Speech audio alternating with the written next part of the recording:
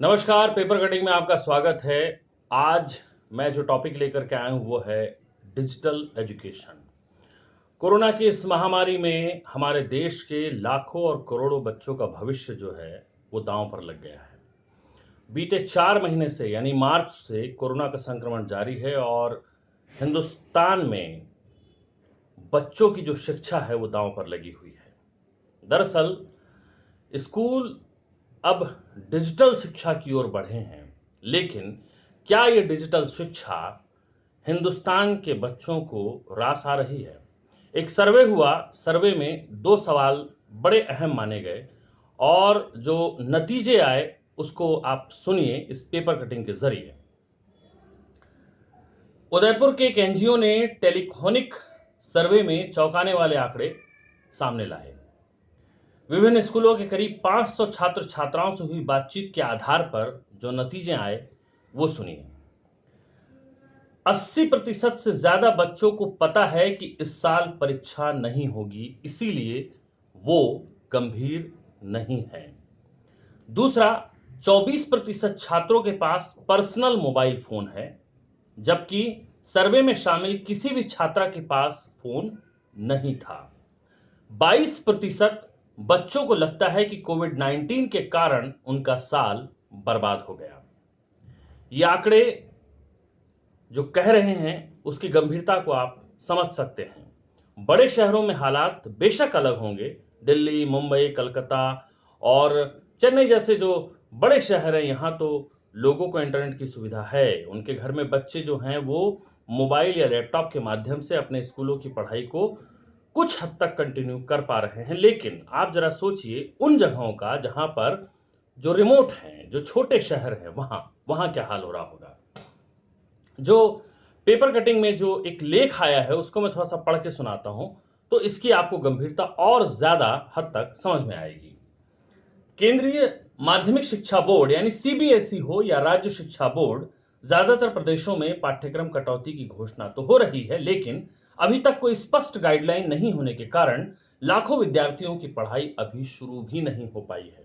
समझ रहे हैं आप कि लाखों विद्यार्थियों की पढ़ाई अभी शुरू भी नहीं हो पाई है। सीबीएसई के बाद राजस्थान, उत्तर प्रदेश, हरियाणा और गोवा में राज्य बोर्ड ने सिलेबस घटा दिया है। मध्य प्रदेश में 30% और छत्तीसगढ़ में 20% सिलेबस घटाने की तैयारी है। अधिकतर राज्यों में ऑनलाइन क्लास के नाम पर पढ़ाई का दावा तो किया जा रहा है, लेकिन यह कितना कारगर है इस पर अभी भी असमंजस बना हुआ है। सरकारी स्कूलों के बच्चों और शिक्षकों के लिए ऑनलाइन क्लास एक बड़ी चुनौती बनी हुई है। 4 महीने बाद भी अब तक ज्यादातर सरकारें यह तय नहीं कर पाई हैं कि शिक्षण कार्य कैसे कराया जाए, स्कूल खुलेंगे या नहीं, पाठ्यक्रम कितना और कहां से कम होगा, ये भी सरकारें और स्कूल का जो तंत्र है वो डिसाइड नहीं कर पाया है। अधिकतर प्रदेशों में बोर्ड परीक्षा समेत सभी कक्षाओं में बिना परीक्षा छात्रों को पास किया गया। मौजूदा सत्र में कक्षाएं और परीक्षाएं कैसे होंगी जैसे सवाल आज भी अभिभावकों और बच्चों के सामने मुंह बाए खड़े हुए हैं। दरअसल कहने को तो काफी स्कूलों में ऑनलाइन कक्षाएं लगाई जा रही हैं, लेकिन टीचिंग की जो तकनीक है वही अपनाई जा रही है जो कि ऑफलाइन कक्षा की है। प्री प्राइमरी और प्राइमरी ऑनलाइन क्लासेस में भी टीचर बोर्ड पर लिखकर पढ़ा रहे हैं। मोबाइल में जूम, गूगल मीट आदि ऐप के माध्यम से क्लासेस चल रही हैं। ऐसे में बच्चों को कई बार बोर्ड पर लिखा दिखाई नहीं देता। ऑनलाइन कक्षा की शिक्षण पद्धति है वो काफी अलग है। ग्राफिक्स, टेबल आदि की मदद से पढ़ाना अधिक कारगर साबित होता है, लेकिन ये नहीं हो रहा है क्योंकि इसका ज्ञान टीचरों को भी नहीं है।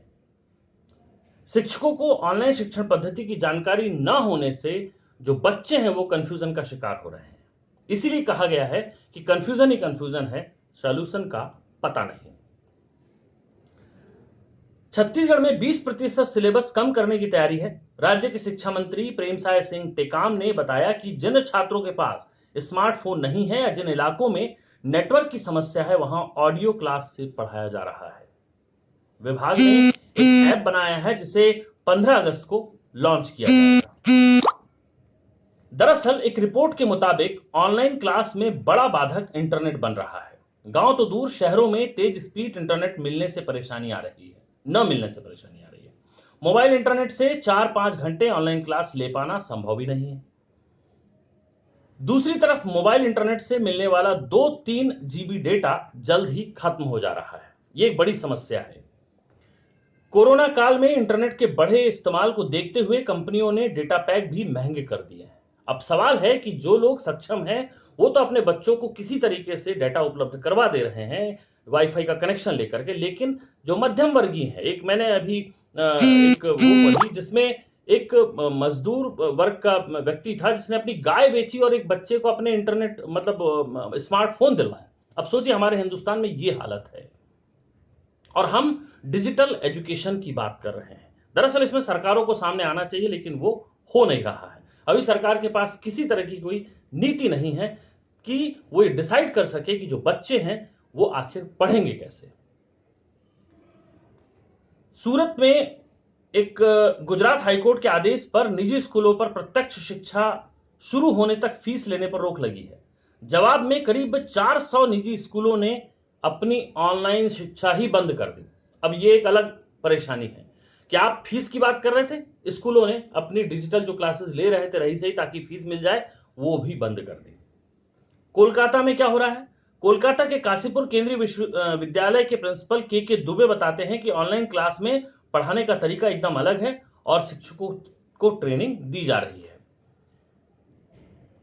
इससे कुछ बड़े सवाल बन रहे हैं कि हर बच्चे को समझ आ रहा है, इसे मापने का तरीका नहीं है। ज्यादातर सरकारी शिक्षक टेक्नोलॉजी में दक्ष नहीं है, ये दूसरा कारण। तीसरा, परीक्षा कैसे और कब होगी इसकी कोई व्यवस्था अभी तक तय नहीं हो पाई है। जिन बच्चों के पास मोबाइल और इंटरनेट नहीं है उनके लिए न तो सरकार के पास कोई उपाय है और न ही आगे की कोई रणनीति है।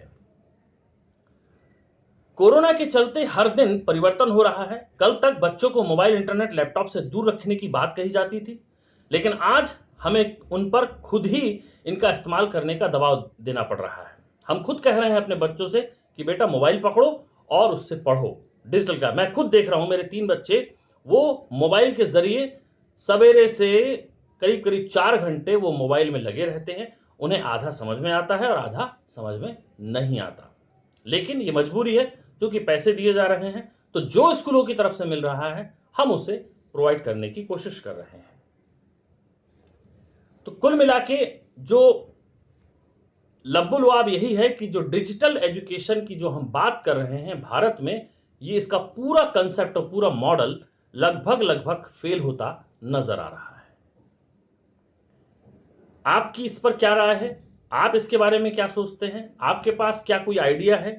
तो मुझे इस वीडियो के लिंक में जाकर के कमेंट करें और बताइए कि हम इसको कैसे अच्छा कर सकते हैं, इस सिस्टम में कैसे सुधार ला सकते हैं, ताकि हम इस बात को सरकार तक और आगे तक पहुंचाने की कोशिश करेंगे। आज के लिए इतना ही। नमस्कार।